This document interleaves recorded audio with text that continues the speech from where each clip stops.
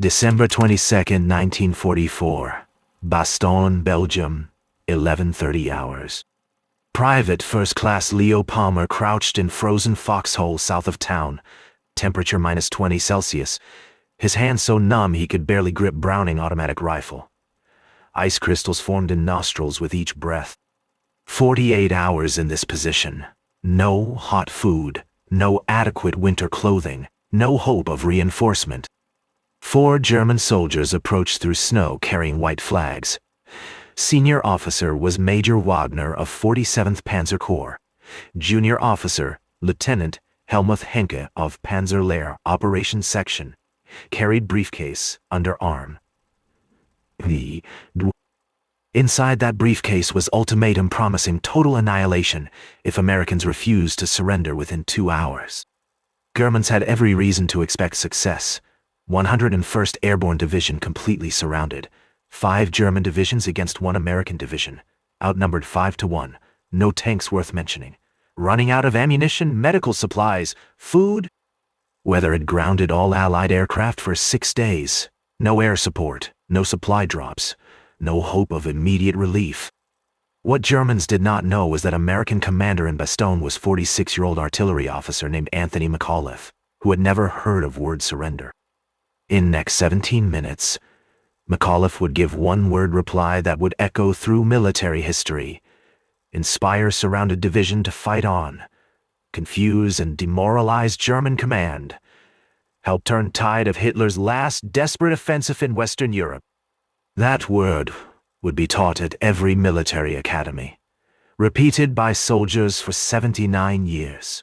Become symbol of American defiance. Germans demanded surrender. McAuliffe would say something they never expected. Something they could not understand. Something that would haunt them for rest of battle. Battle of Bulge had started 6 days earlier on December 16, when 200,000 German troops and 1,000 tanks smashed through American lines in Ardennes forest. Hitler's final gamble, massive surprise offensive designed to split Allied armies, recapture Port of Antwerp, force Western allies to negotiate separate peace. Hitler had scraped together his last reserves, pulled veteran divisions from Eastern Front, collected every operational tank and assault gun he could find. Boys of 16 and men of 50 pressed into service. This was Germany's last chance to avoid total defeat. German buildup had been masterful. Units moved only at night under radio silence. Horses pulled artillery to avoid engine noise. Wehrmacht concentrated 3 armies in Ardennes, opposite weakest part of American line. They achieved what military professionals call operational surprise. Attack achieved complete tactical surprise. American intelligence failed to detect German buildup. Ultra intercepts dried up because Germans maintained radio silence. Aerial reconnaissance hampered by bad weather. Ground patrols reported increased activity, but were dismissed as nervous imagination. Frontline units in Ardennes were either inexperienced divisions getting first taste of combat or exhausted divisions sent there to rest. 106th Infantry Division had been in line for 5 days. 28th Infantry Division was recuperating from Herdgen Forest bloodbath. They were not prepared for what hit them. German plan required speed. Capture key road junctions before Allies could react, before weather cleared and Allied aircraft returned to dominate battlefield. Bastogne was one of those key road junctions. 7 major roads converged on this small Belgian market town. Control Bastogne meant control movement through southern Ardennes. Without Bastogne, German offensive would bog down. With Bastogne, they could drive to Antwerp. General Dwight Eisenhower recognized danger immediately. On December 17th, he ordered 101st Airborne Division to move from rest area at Montmelon-le-Grand, near Reims, France to Bastogne. Division had been recovering from 3 months of combat in Holland during Operation Market Garden. Heavy casualties. Many men on leave in Paris. Division Commander Major General Maxwell Taylor was in Washington attending staff conference. Assistant Division Commander Brigadier General Gerald Higgins was in England. That left Brigadier General Anthony McAuliffe, Division Artillery Commander, in temporary command. McAuliffe was not supposed to be commanding Airborne Division in biggest battle of Western Front.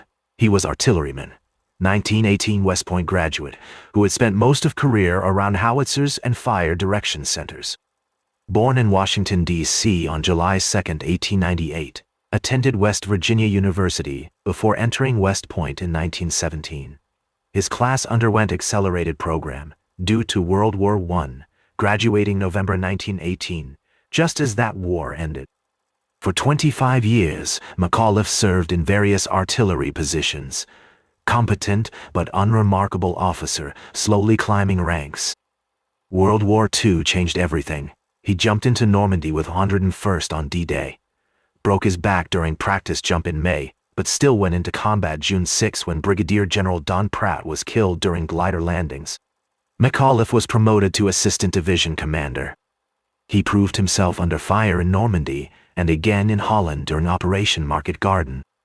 Now, through circumstances beyond anyone's control, defense of Bastogne and perhaps outcome of entire German offensive rested on his shoulders. 101st started arriving in Bastogne late December 18 after brutal 107-mile truck ride through freezing rain and snow. Journey itself was nightmare. Men packed into open trucks, no room to sit, standing for hours in freezing darkness. Some trucks broke down and had to be abandoned. Others skidded off icy roads. Men jumped from moving vehicles to relieve themselves, then ran to catch up. They passed retreating American units heading opposite direction, defeated troops warning them to turn back, that Germans had Tigers, Panthers, entire divisions. Paratroopers ignored them and pressed on. They came without proper winter clothing. Division had been resting, refitting, expecting to spend Christmas in camp. Many men lacked overcoats, winter boots, or gloves. They wore summer uniforms with field jackets, jump boots that would freeze solid, thin gloves offering no protection against frostbite. Some wrapped feet in burlap sacks. Others stuffed newspapers inside jackets for insulation. They had been told this would be short deployment, few days at most. Stop Germans, hand over to relieving units, return to camp. No one expected to be surrounded. No one expected to be under siege. No one expected what was about to happen. By December 20th, German forces had cut all roads leading into Bastogne. 101st, along with elements of Combat Command B of 10th Armored Division, 705th Tank Destroyer Battalion, and various other units that retreated into town, were completely encircled.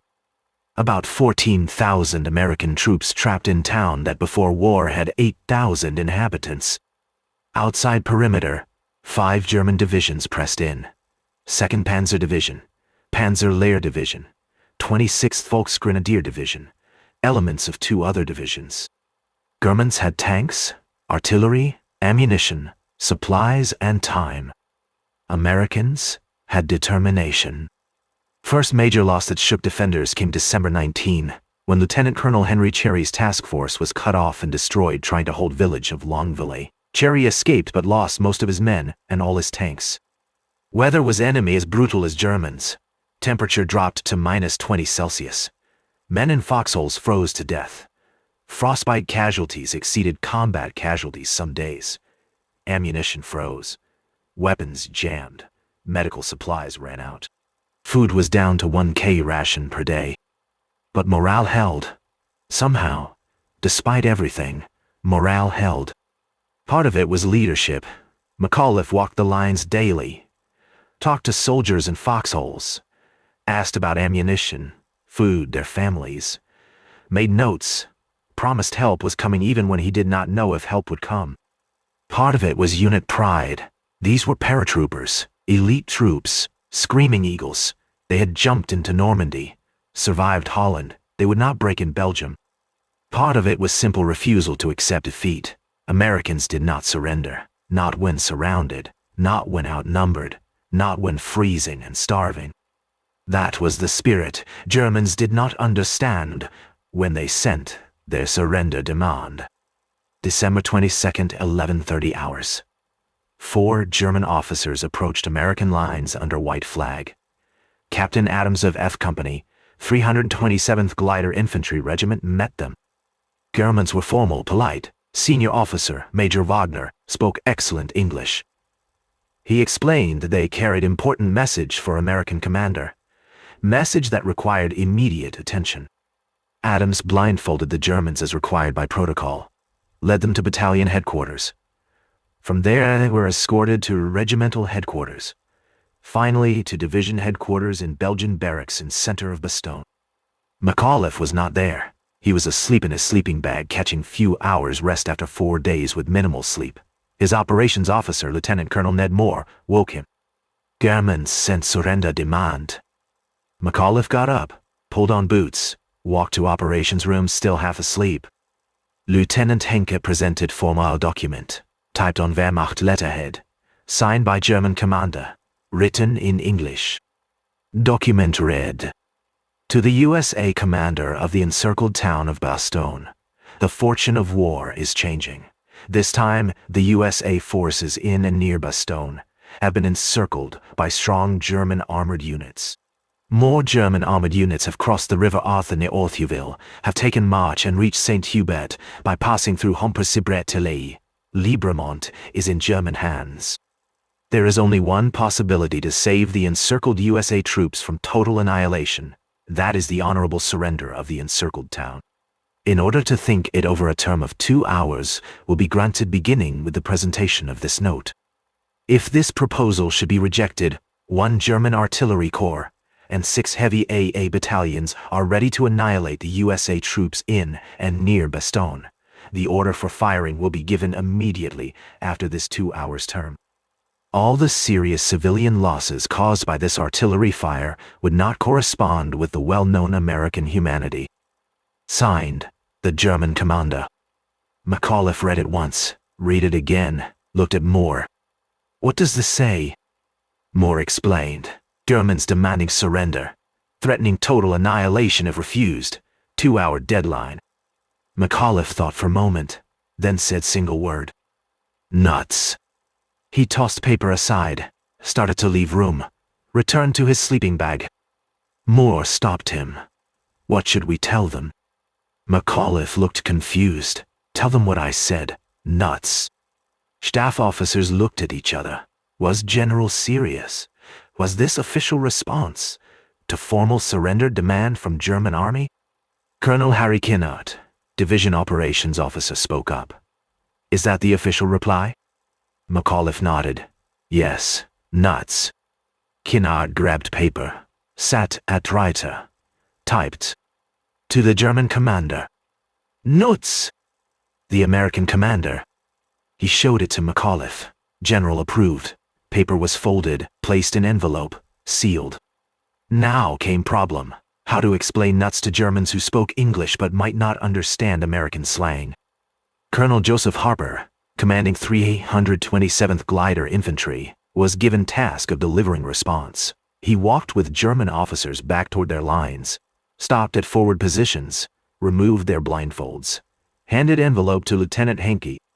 Henke opened envelope. Read single word. Looked confused. What does this mean? Harper thought for a moment. How to explain?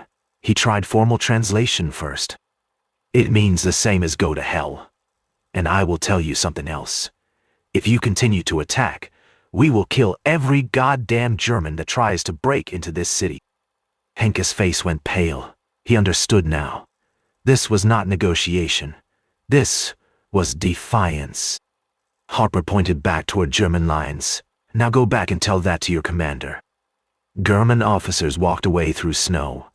Henke kept looking back at American positions, trying to understand.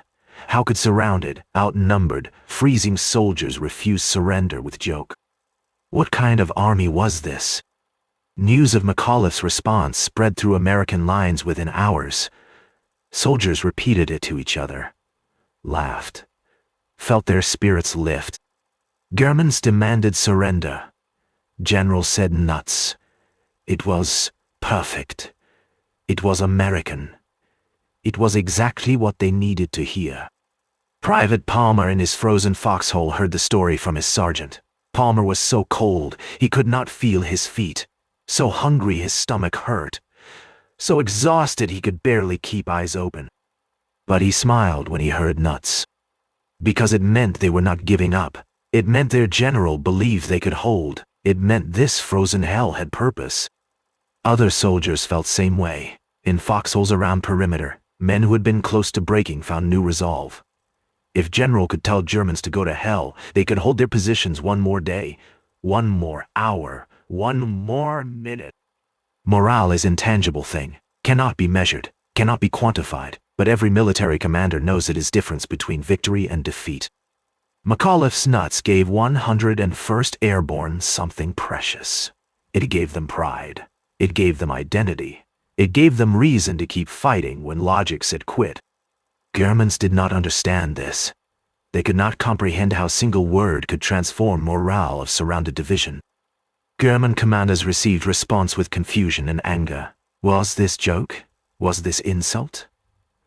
What kind of military response was nuts? They consulted dictionaries, asked officers who had studied English, finally understood it was slang, American colloquialism, meaning rejection, refusal, defiance. German commander, Lieutenant General Heinrich von Luttwitz of 47th Panzer Corps, was furious. He expected serious military response, negotiation about surrender terms, discussion of treatment of prisoners. Instead, he got nuts. It demoralized his troops. German soldiers heard about response. They could not understand enemy who would joke when surrounded. It suggested Americans knew something Germans did not, made them hesitant, uncertain. In war, uncertainty is fatal. Von Luttwitz ordered the attack to proceed as planned. If Americans would not surrender, they would be destroyed. But attack failed. Again and again, Germans threw troops and tanks at Bastogne perimeter. Again and again, Americans held. Part of it was tactical. Americans had interior lines, could shift forces to threaten sectors faster than Germans could mass for attack. Part of it was equipment. American artillery, though running low on shells, was expertly handled. Part of it was terrain. Bastogne sat on high ground. Germans had to attack uphill through snow. But part of it was that single word, nuts. It told soldiers they were expected to hold. It told them their general believed in them. It told them surrender was not option. And they held. December 23rd, weather broke. Clear skies. Allied aircraft appeared like angels. C-47 transports dropped supplies.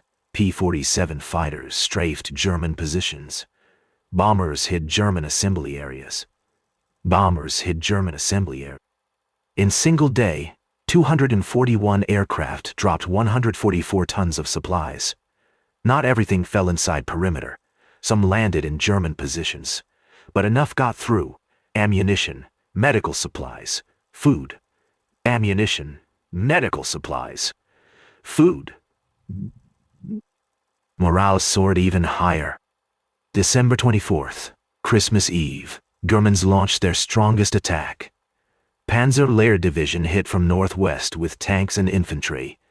Attack penetrated American lines. German tanks reached edge of town. For several hours, outcome was in doubt. Fighting was hand-to-hand in some areas. Germans nearly broke through. But Americans held, barely, by smallest margin, but they held. December 26th, at 1650 hours, leading elements of 4th Armored Division broke through German lines from south. Relief column reached Bastogne. Siege was broken. Germans had failed to capture town, failed to break through to Antwerp, failed to split Allied armies. Within weeks, German offensive collapsed. Within months, war in Europe ended. Bastogne became legend. 101st Airborne became immortal. McAuliffe became hero. But it was that single word that everyone remembered. Nuts. Cost of holding Bastogne was brutal. 101st Airborne Division casualties from December 19, 1944 to January 6, 1945. 341 killed, 1691 wounded, 516 missing. Other units defending Bastogne suffered proportionally. Private Leo Palmer survived. Lost 3 toes to frostbite. Carried shrapnel in left shoulder rest of his life. He was 21 years old when siege ended. Looked 40. War does that. He returned to Indiana after war. Married. Had 4 children. Worked as mechanic for 42 years. Never talked much about Bastogne except to say he was there when generals said nuts. At his funeral in 1998, his son read his father's war diary. Entry for December 22, 1944 read, "Germans want us to surrender. General told them nuts. We laughed. We knew we would hold." Sergeant William Davis of E Company, 506th Parachute Infantry, lost left leg below knee when German shell hit his foxhole December 24. He was evacuated to England, then United States, medically discharged 1945. Davis said in an interview years later, "Nuts saved my life, not literally, but it gave me reason to keep fighting when I wanted to give up. When you're surrounded and freezing and starving, you need something to hold on to. Nuts was that something." Not everyone survived with body intact. Not everyone survived with mind intact. Frostbite crippled hundreds. Combat fatigue, what today we call PTSD, affected thousands. But they held. Against impossible odds, they held.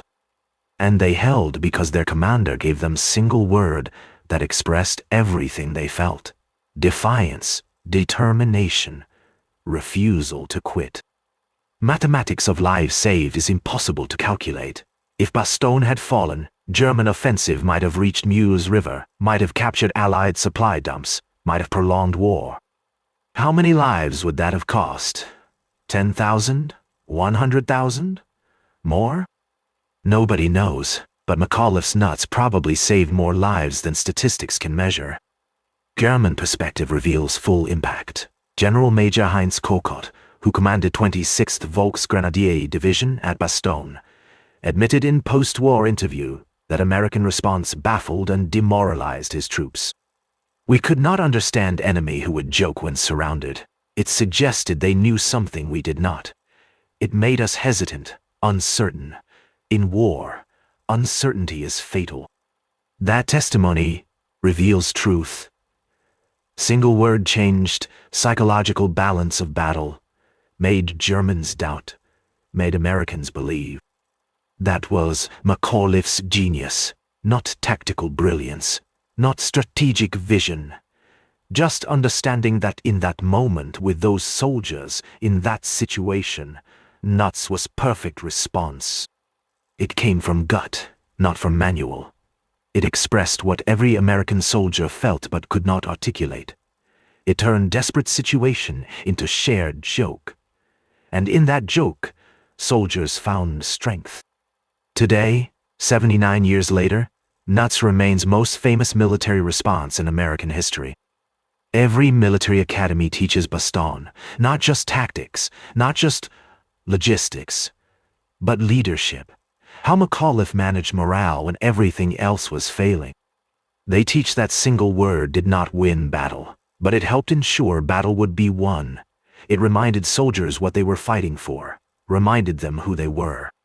United States Army Airborne School at Fort Benning, Georgia has McAuliffe's statue. Inscription reads, "Nuts, December 22, 1944, Bastogne, Belgium." Every paratrooper who graduates airborne school learns that story, learns that when surrounded, when outnumbered, when everything says quit, American paratroopers say nuts. 101st Airborne Division, now Air Assault rather than Parachute Infantry, still carries that legacy. Division patch shows Screaming Eagle. Division motto is Rendezvous with Destiny. But every soldier in division knows real motto is nuts. In Iraq, when 101st positions were surrounded during heavy fighting in 2004, radio operators would sign off transmissions with nuts. Out. Connection across 60 years to that December day in Belgium. In Afghanistan, when Firebase in Kunar province was under siege for 3 days in 2009, commander sent message to higher headquarters. "We're fine. Situation is nuts." Everyone knew what he meant. Everyone knew the reference.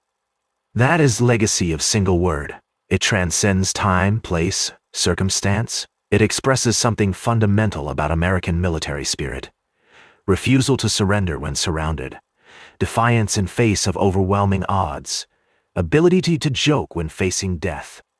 Belgian citizens never forgot. Every December, ceremonies honor American defenders.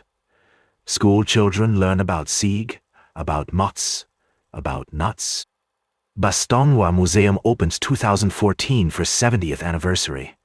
Uses modern technology to recreate siege. Visitors experience cold, hear artillery, feel desperation. But climactic moment is always same. German surrender demand and McAuliffe's response. Visitors from around world, speaking dozens of languages, all understand that moment. It transcends language, culture, time. It speaks to something fundamental in human spirit: refusal to surrender when surrender seems logical. McAuliffe never sought fame. He continued serving after war. Commanded 103rd Infantry Division in occupation of Austria. Later served as Army Deputy Chief of Staff for Personnel. Retired 1956 as full general. He gave hundreds of speeches over years. Always asked about nuts. Always gave same answer. It just came out. It was what I felt. It was what the men needed to hear. He died August 11th, 1975, age 77, buried at Arlington National Cemetery.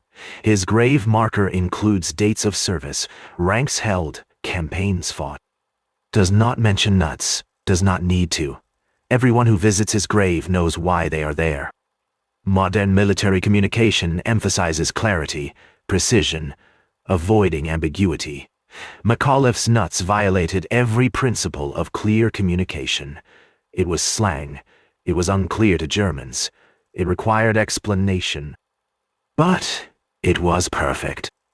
Because military communication is not just about transmitting information. It is about transmitting meaning, emotion, intent. Nuts transmitted all three instantly to American soldiers. They understood immediately. They needed no explanation. They got message loud and clear. We are not surrendering. We are not giving up. We will fight until relieved or die trying.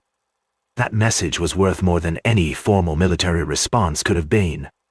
Historians debate whether McAuliffe truly said nuts spontaneously or whether story has been embellished over decades. Some claim he said something else, something more profane, and staff officers sanitized it for official record.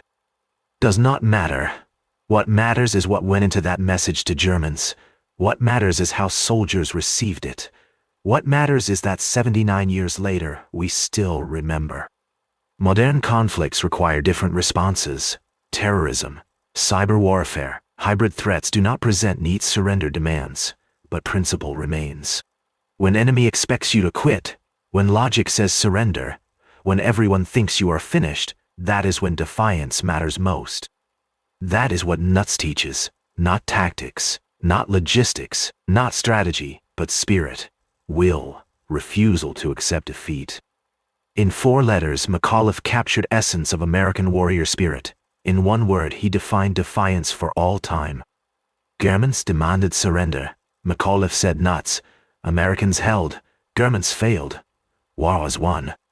All because one general at one moment found exactly right word to express American defiance, not through careful deliberation, not through strategic calculation, but through simple human instinct that recognized surrender was not option.